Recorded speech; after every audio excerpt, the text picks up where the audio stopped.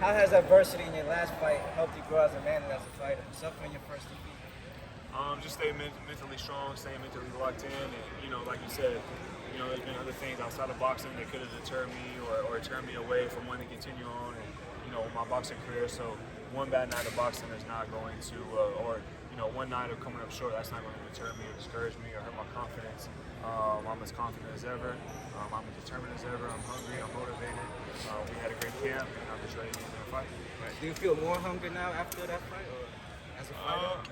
Yeah, I mean, more so just to get back to my winning ways. You know what I'm saying? So just to get back to my winning ways. Hey Caleb, boxing is usually like anything you could do, I could do better. So Benavidez stopped them in like the 9th round, something like that. Are you looking to maybe not do the same thing, but just kind of make it like pitch a complete shutout to make it seem like his performance was obsolete? I'm looking to go in there and win in fashion. I'm looking to go in there and dominate, completely dominate. This is the first time in your pro career you've ever had to bounce back from a loss. Does that preparation change compared to when you're on a winning streak? No, I haven't really gone about my preparation any differently. Just carrying that extra added, motivation each day into training. But regardless, I'm gonna train as hard as I can every time. I stay in shape year round, keep my weight in check year round. I'm not the type to go out and party, and it's something I do year round. So again, like he said, it may be my first loss in the ring, but I'm taking losses in other places and still, went about my preparation the same way. It's no different now.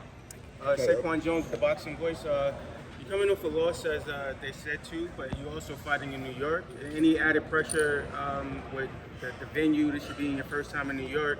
It's a big market. No. I mean, regardless of where this fight is held, I got a job to do, and I'm focused. I can't be focused on outside things. I got to focus on the task at hand, and regardless if it was at the MGM or the Staples or I fought in big venues before, so I'm just focused on the task at hand and what's in front of me. But I am excited to be here.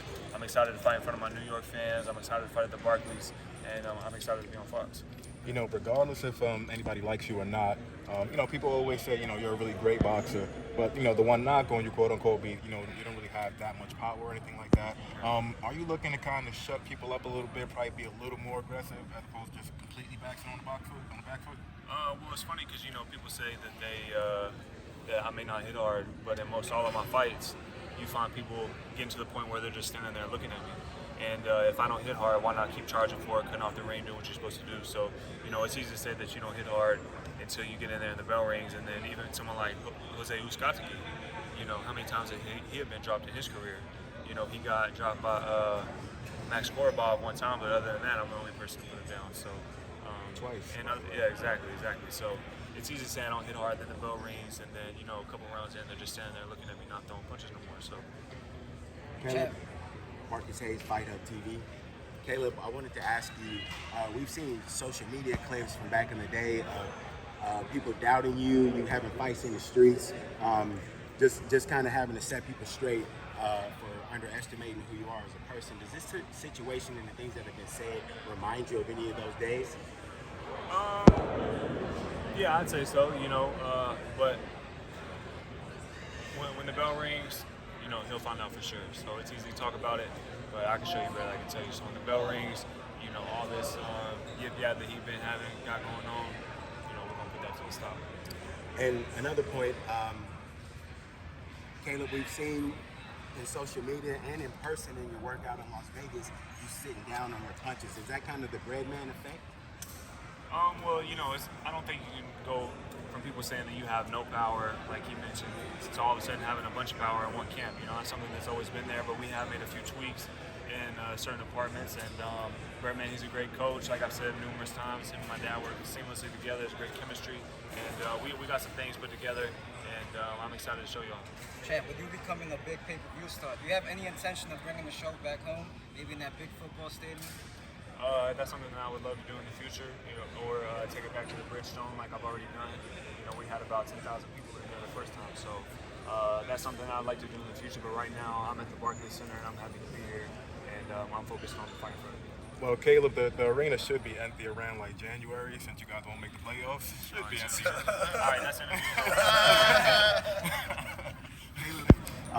Marcus Hayes, Fight Hub again. I talked to your dad at length at the Las Vegas workout, and he told me that he was a little bit excited because he's the only person that really knows what it's like for you when you come back off of a loss and what type of animal that you are. Can you talk about that? I'm not going to expand on it any more than, my dad knows me just about better than anyone, other than Jordan probably, and, so he knows the type of work that I put in my whole life, honestly, but specifically speaking from that point to this one, and so he knows what we're about to do, and so just like him, I'm excited to show y'all. Are you planning on having Dirrell's blood splattered on your shoes like the ones that you have designed on fight night? What would be able to tell the difference? Man, who knows? The blood on my shoes looks pretty real already, so I got a little fit to go with it. But if you're in front row, you might be able to tell the difference. But if you have a couple, who knows? 2 more questions, guys.